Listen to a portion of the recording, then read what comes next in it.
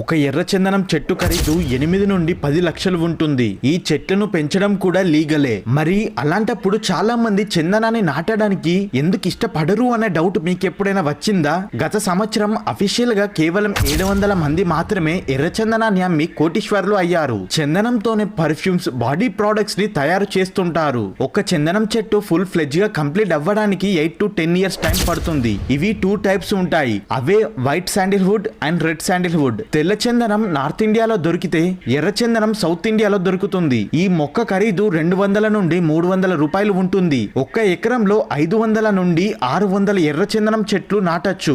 మొక్క నాటిన 10 సంవత్సరాల తర్వాత వీటి ఖరీదు 10 నుండి 12 కోట్లు ఉంటుంది. ఒక్క మొక్క పెరగడానికి కనీసం 8 నుండి 9 సంవత్సరాల టైం పడుతుంది. అంతేకాదు గంధపు చెక్కను ఎక్స్పోర్ట్ చేయాలంటే ఆ స్టేట్ ఫారెస్ట్ డిపార్ట్మెంట్ పర్మిషన్ తీసుకోవడమే కాకుండా ఆ చెట్టు నాటిన 7 ఏళ్ల